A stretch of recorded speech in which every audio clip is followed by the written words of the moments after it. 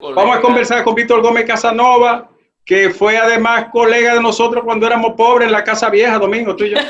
Sí, cuando estaba muy mala. Víctor, buenas tardes. Un fuerte abrazo, mi querido Ricardo, muchas bendiciones para ustedes, mi querido profesor don Andrés L. Mateo, mi querida colega y compañera candidata a diputada y comunicadora Leila Mejía, y para mi querido Domingo Páez, que tenía mucho tiempo que no compartía con él, un fuerte abrazo desde que estábamos en la Z juntos, un fuerte abrazo, mi querido Domingo, el diputado del pueblo. Gracias, hermano querido. Aquí hay, en esta tertulia, hay 3 legisladores y uno que no lo fue porque no quiso, que es mi querido Ricardo Nieves, y un profesor que pudiese ser el rector de todos nosotros en materia de enseñanza. Y una que va para allá, y una que va para allá. Cuando dije 3 me refería a ella, Domingo y a nosotros. No, y Fafa. Fafa fue legislador.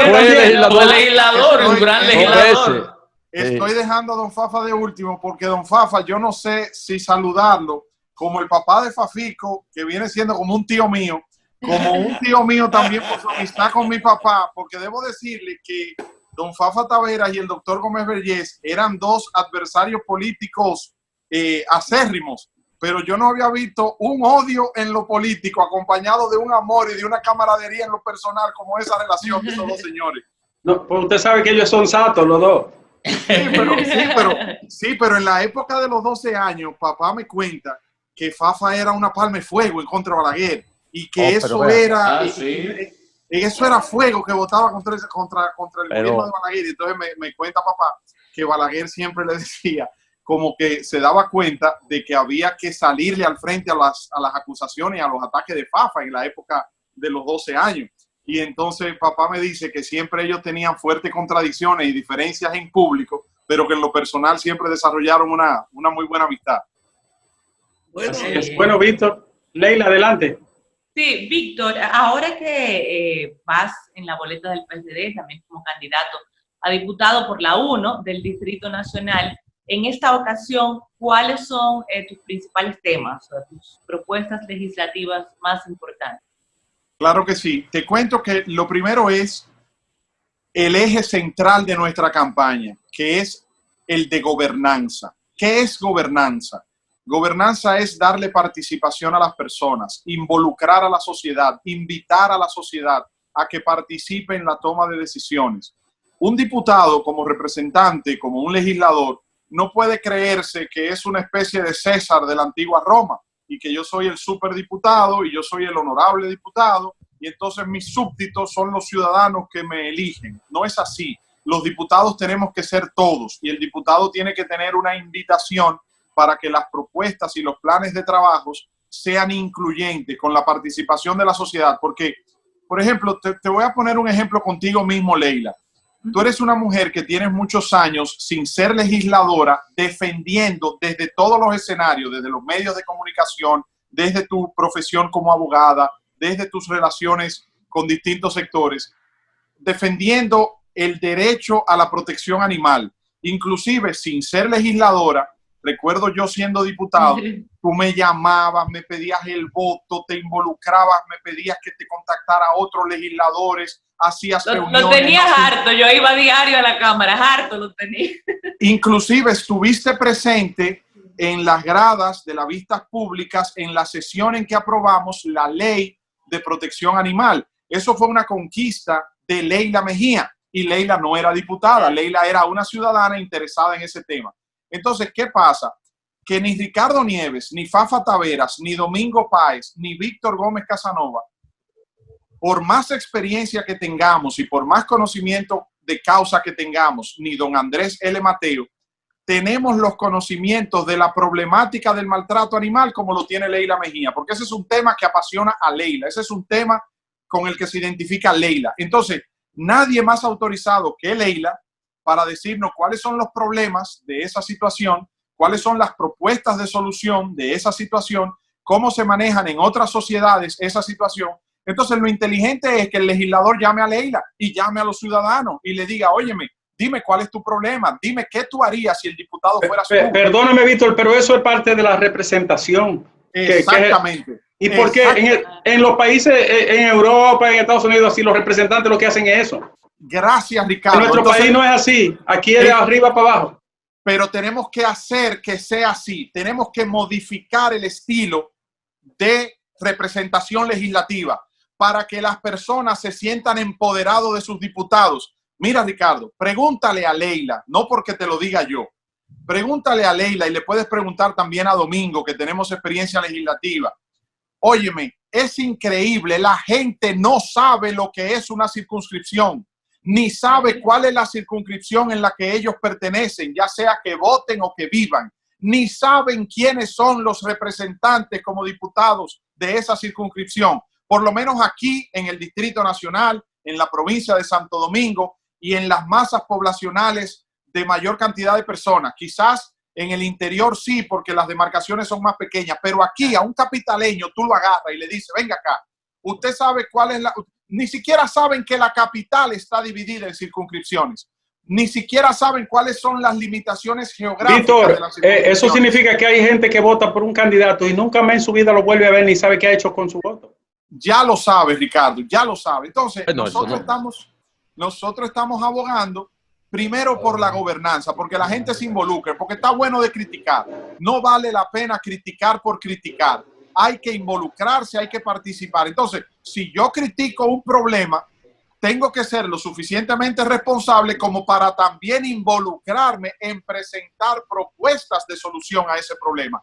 Y los legisladores, para ver si cambiamos esa imagen tan cuestionada que se tiene en el Congreso Dominicano y en muchos países de América Latina, tenemos que tener un modelo de representación directa con la ciudadanía, horizontal, con un camino de doble vía.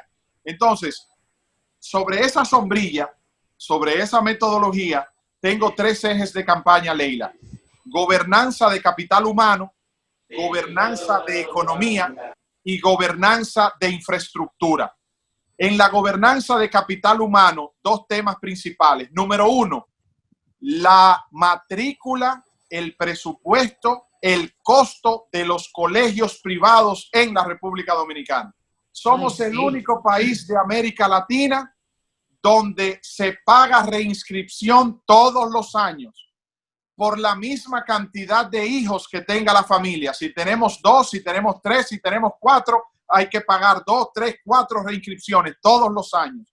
Y hay que pagarla porque el año escolar se inicia en agosto, en septiembre, pero desde marzo y abril ya te están mandando la circular de que hay que pagar la reinscripción para asegurar el puesto de tu hijo en ese colegio. Eso es injusto, porque no puede ser que estemos financiando con 4 y 5 meses de antelación la situación económica de ese centro educativo. Pero además, los colegios privados no pueden seguir incrementando año tras año, incrementando la matrícula del costo del colegio, el costo de los útiles escolares, el costo de los gastos extracurriculares. Hay que ponerle regulación a través del Ministerio de Educación y de la Ley General de Educación, porque la Constitución establece que la educación es un derecho fundamental. Entonces, nosotros como sociedad hemos dejado de lado ese tema, nos hemos resignado y eso se ha quedado rezagado y todos los años pagamos la reinscripción de los colegios y todos los años pagamos.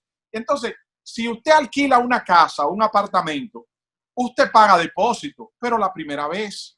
Usted paga depósito para el derecho de ir a vivir esa vivienda, esa casa o ese apartamento. Usted no paga depósito todos los años. Entonces, punto número 1. Punto número 2, la modificación de la ley 8701, la ley de seguridad social, para que los planes de cobertura de las aseguradoras de riesgos de salud incluyan tratamientos y medicinas de enfermedades y condiciones especiales que no están siendo cubiertas hoy día. Por ejemplo, una experiencia que yo viví personalmente, la operación bariátrica.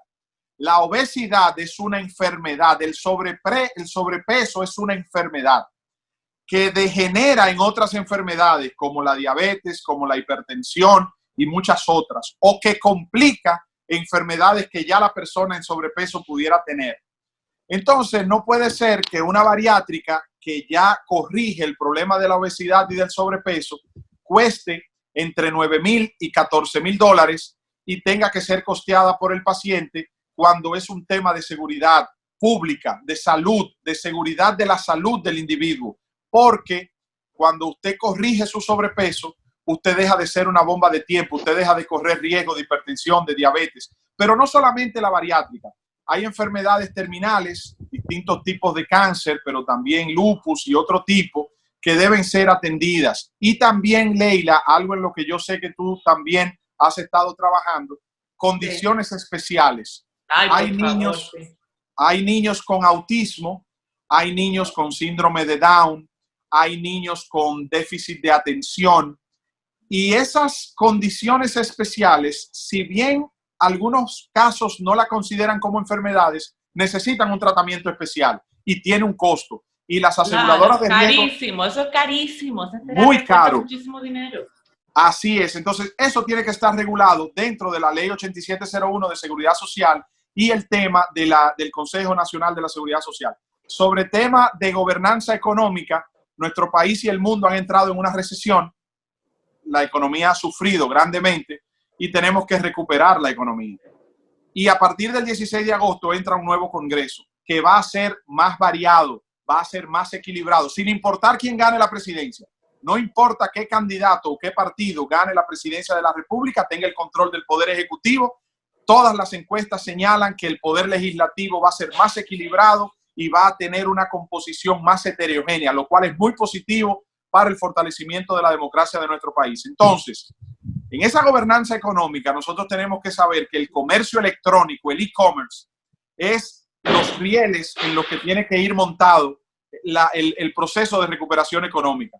Todas las transacciones ahora se están haciendo por Internet Banking, tiene que hacerse por transferencia electrónica, compras por Internet. Hay tiendas, grandes tiendas como Plaza Lama, La Sirena, Distribuidora Corripio, que ya están instalando cámaras para que a través de un sistema de website o de aplicación en el celular, usted pueda entrar a la tienda, identificar los artículos que a usted le gusta, seleccionarlos, ver el precio y ponerlos en el carrito como hacemos con Amazon. Entonces vienen otras compañías que se encargan del delivery. Lo hemos visto en la pandemia. Las empresas que más han crecido en esta pandemia son Uber Eats, Globo, Hugo, Pedidos Ya, Yoyo. Entonces, todo esto es a través de estos aparaticos que se está manejando. Entonces, el e-commerce y el comercio electrónico necesita de una pieza legislativa que permita su desarrollo, su fomento, pero su regulación. Ustedes sabían, por ejemplo, señores, que tenemos una ley general de telecomunicaciones y la ley de telecomunicaciones de la República Dominicana no menciona la palabra Internet. Porque es del año 98.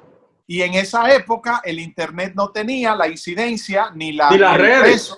Exactamente. Las plataformas. Entonces, así como la ley 8701 de Seguridad Social es del 2001, tiene 20 años, también la ley de telecomunicaciones tiene 20 años y necesita actualizarse, necesita presentar las nuevas demandas del mercado, de la sociedad de hoy día. Y por último, en el eje de gobernanza de infraestructura, la circunscripción número 1 es una especie de Manhattan. Es una circunscripción pequeña en términos geográficos, pero muy grande en términos de población y de viviendas verticales. Es la capital de la capital. La circunscripción 1 tiene más de 875 torres de apartamentos y edificios de apartamentos y plazas comerciales con más de 3 niveles. Pero más del 90% de esas torres residenciales y edificios de apartamentos y también de oficinas comerciales y plazas no tienen escaleras de emergencias. Si se produce un fuego, si se produce un terremoto, cualquier siniestro, está en juego la seguridad, la integridad física de nuestras familias, porque no tenemos por dónde salir. Y también los ascensores van incluidos en esa propuesta, porque todos nosotros hemos ido a Miami, a Estados Unidos, a Nueva York. Y cuando vamos a esas ciudades más desarrolladas que la nuestra, vemos que cuando entramos a un ascensor, lo primero que aparece es una hoja que dice Ciudad de Miami o Ciudad de Nueva York y presenta un certificado de inspección de ese ascensor que nos da seguridad y garantía de que ese ascensor fue inspeccionado, fue revisado por una autoridad competente y podemos montarnos con tranquilidad, porque quizás no nos demos cuenta, pero cuando nos montamos en un ascensor estamos arriesgando nuestras vidas y nosotros no vemos por ahí adentro, por ahí arriba, nosotros no sabemos cómo están esos cables y los frenos y el mantenimiento del ascensor. De manera que en esos ejes de gobernanza en capital humano, el tema de la reforma de la seguridad social y los planes de cobertura de las ARS y los planes de el pago de los colegios privados, gobernanza económica con el tema de comercio electrónico y gobernanza de infraestructura con el tema de las escaleras y ascensores y las escaleras de emergencia, concentramos nuestras principales propuestas para la circunscripción número 1 de la capital. Bueno, yo quería preguntarte algo, Víctor, sobre, digamos, lo que podríamos llamar el prestigio del poder legislativo en este país, que está por el suelo. ¿Hay en tu programa alguna directriz en el sentido de tratar de eliminar los privilegios que se autoasignan los legisladores en la República Dominicana? Legisladores que tienen todos los privilegios habidos y por haber, incluso tienen algo insólito a nivel mundial, un régimen asistencial propio, absolutamente desvinculado del que ellos produjeron como cuerpo de ley para los demás ciudadanos, pero preservaron para sí un régimen especial, que incluso es abusivo, porque con el hecho de que un legislador tenga 2 periodos, tiene derecho a pensión plena.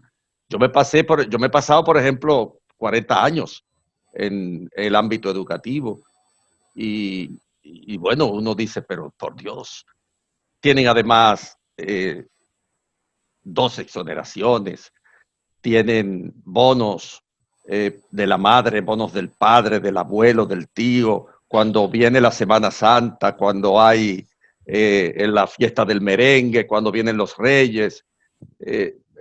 Las cosas más insólitas tienen los legisladores como beneficios colaterales por el ejercicio de su trabajo, que no la tiene un médico, que no la tiene un maestro, que no la tiene. Y obviamente eso es un abuso de poder, porque no se concibe en la historia a partir de la cual las condiciones históricas generaron a un legislador o en las monarquías constitucionales, a los legisladores como control del poder absoluto.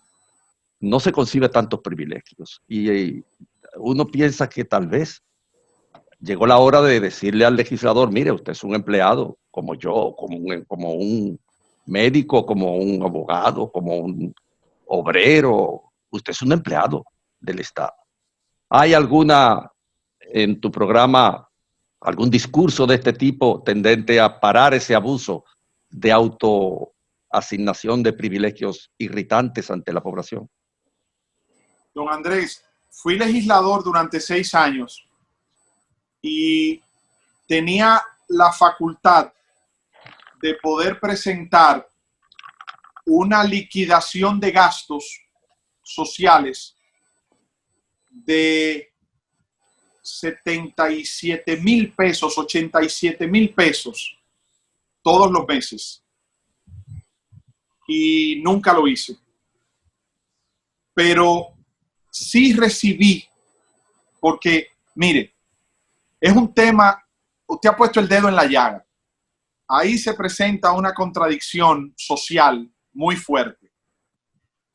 Es verdad que la mayoría de la sociedad considera los privilegios del legislador, el tema de las exoneraciones, el tema del barrilito, el tema de las ayudas sociales.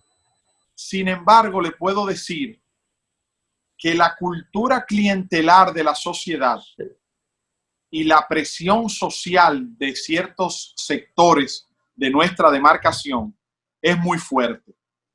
Entonces, a veces usted no tiene las herramientas, porque un legislador, y se lo puedo decir con conocimiento de causa, porque ahora he sido funcionario del Poder Ejecutivo y fui también legislador. El legislador pide el favor, el funcionario tiene la discrecionalidad de ejecutarlo. Por eso el nombre, diría yo, del Poder Ejecutivo, porque puede ejecutar, y el legislador lo que hace es que regula.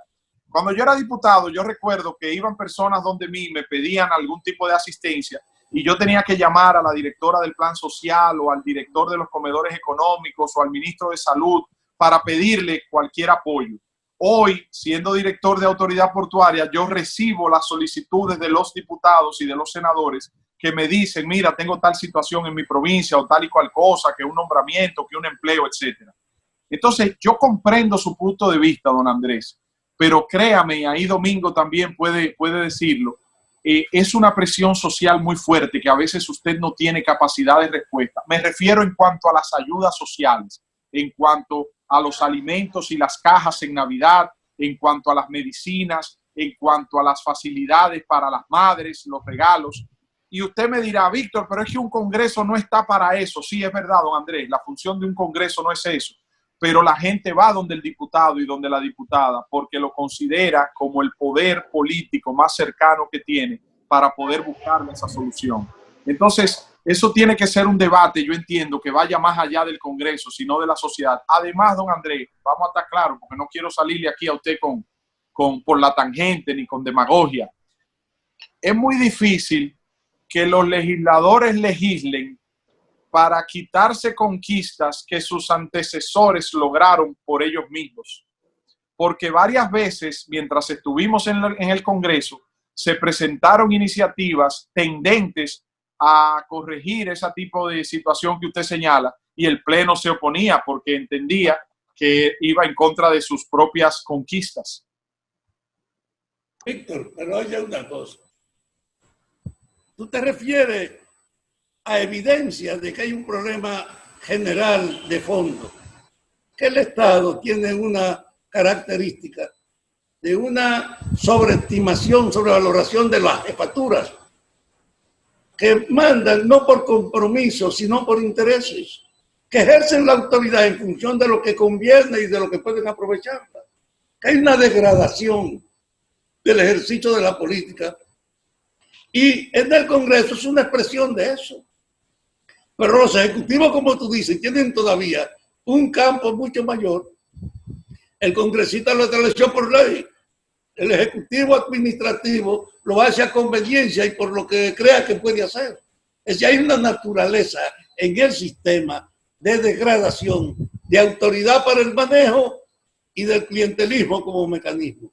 Es verdad que en el Congreso hay una situación privilegiada, que quisiera uno que se universalizara, pero la presión social, Víctor, no puede justificar que uno sea indiferente al hecho de que este es un país del privilegio para las autoridades, que hay que abordarlo.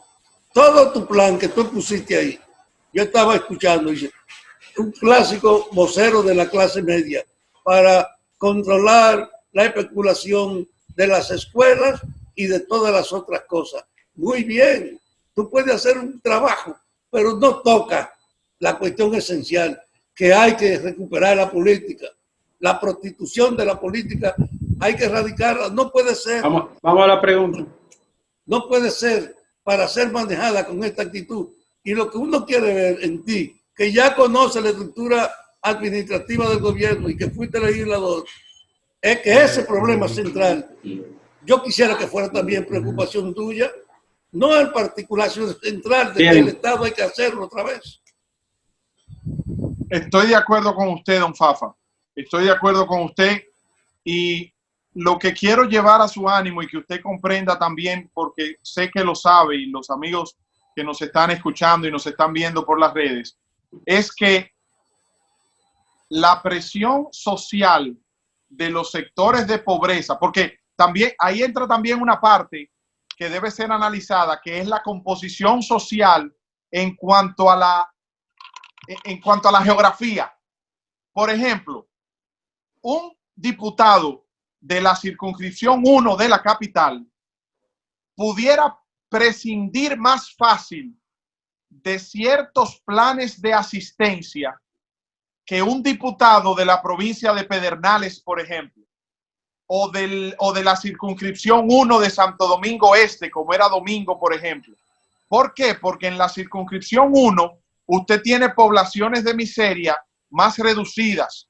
Usted tiene el Manguito, usted tiene los Kilómetros, usted tiene la Yuca, usted tiene demarcaciones muy limitadas con escasos recursos, pero usted tiene en Pedernales, usted tiene Oviedo, usted tiene Juancho, usted tiene una población que necesita más de la asistencia de ese diputado. Yo creo, mire, yo estaba viendo ahora, antes de entrar al aire, el presidente Piñera en Chile, se lo voy a mandar por WhatsApp para que ustedes lo vean.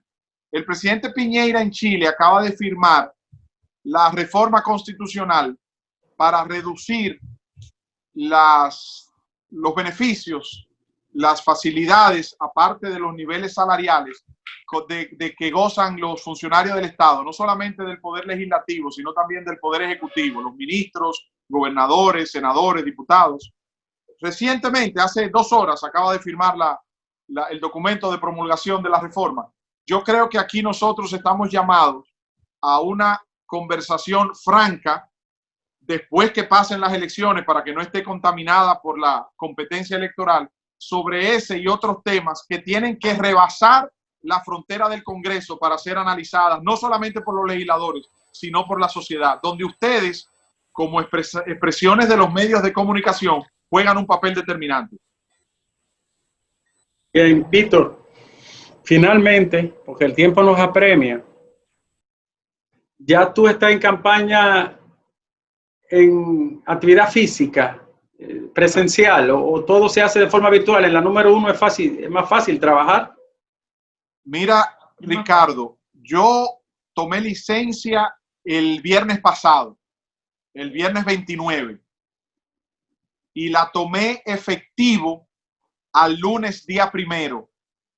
O sea, hace 3 días. Yo tengo 72 horas en campaña. ¿Por qué? Porque además de ser director de autoridad portuaria, en mi condición de director de autoridad portuaria, yo pertenezco a la Comisión Presidencial de Alto Nivel para el Control y Prevención del Coronavirus, y trabajaba muy de cerca diariamente con don Gustavo Montalvo y con los demás ministros y funcionarios, miembros de esa comisión, y quería concluir un proceso de repatriación que estábamos haciendo de una gran cantidad de dominicanos y dominicanas que estaban varados en diferentes barcos como tripulantes y empleados de líneas de cruceros que tenían que llegar al país, y resolver también unos temas que estaban pendientes con unos contenedores que estaban llegando a través del Canal de Panamá con unas medicinas, manitas limpias, mascarillas y otros productos que se necesitaban en algunos laboratorios para trabajos de medicinas para enfrentar este tema. Entonces tomé licencia efectivo el viernes pasado, efectivo el lunes 1, 35 días antes de las elecciones. Tengo 72 horas que lo que he hecho es un trabajo virtual. Como no podía hacer un acto de lanzamiento para dar a conocer mis aspiraciones, lo hice a través de un anuncio, de una presentación, a través de una plataforma digital y medios electrónicos. Y estos 3 días me lo he pasado concentrados en trabajar en los detalles de nuestra propuesta, trabajar en sesión de fotos y grabaciones de videos y mensajes para explicar las propuestas, haciendo trabajos a través de nuestra página de internet y grupos de WhatsApp, y contactando nuestra estructura de trabajo, la estructura que va a trabajar con nosotros directamente. Y ya a partir de este sábado, a partir de pasado mañana, empezamos a hacer contactos con diferentes grupos de trabajo en diferentes áreas de la circunscripción 1, pero con el debido distanciamiento social, mascarillas, guantes y la protección que manda el protocolo de salud pública. Gracias, Víctor. Gracias, Víctor Gómez Casanova. De último minuto, Víctor. Me llega una encuesta fresquecita aquí. Diputado, circunscripción número 1, partidos políticos, casilla número 1, la montañita más alta, Leila Mejía Roldán. Ay. Es que tengo cuña aquí, Víctor, imagínate, tengo cuña. Déjame decirte, en las encuestas virtuales que yo he visto, siempre ha salido Leila en primer lugar. Vi una en el periódico Hoy y vi otra en Fuego a la Lata. Y déjame decirte algo, Ricardo, y a propósito de que Leila está aquí. Nosotros, los candidatos del PRD, que somos 6, está Leila Mejía, está Andrés Alma, está Emelín Valdera, está John Berry y nosotros. Y Wilfredo Alemani. Y don Wilfredo Alemani. Nosotros 6, lejos de tener nosotros una competencia desgarradora, hemos hecho una planificación de trabajo en equipo, porque nosotros no podemos, dadas las condiciones en las que se encuentra el PRD en esta coyuntura, venir nosotros a dividir más nuestras simpatías y a presentar contradicción en nuestra dirigencia, en nuestra militancia. Nosotros estamos trabajando en equipo y yo lo que quiero es que Leila saque muchos votos, que Wilfredo saque muchos votos, que John Berry saque muchos votos, que Andrés Alma saque muchos votos y que Emelín Valdera también saque muchos votos, porque en la medida en que más votos sacamos todos, logramos una mayor cantidad de escaños, porque el método de Homs computa primero el voto general, la suma de todos nosotros, y después es que asigna nombres a los escaños. Gracias, Víctor. Muchas gracias por conversar. Gracias a ti, Ricardo. Un abrazo a don Fafa. Fafa, salúdeme a Fafico, que tengo mucho que no hablo con él y no lo veo. Después de la pandemia no hemos vuelto a hablar. No, Víctor. No, Víctor. Fafa, cuando empieza el programa, empieza con un pozuelo. Después coge una taza, después un tazón. Y al final una olla. Y no oye, ni entiende. Hasta luego, Víctor. Gracias. Domingo, bye bye. Adiós, Leila. Adiós, don Andrés. Bendiciones, profesor. Bye bye. Al genio. Escúchanos en vivo desde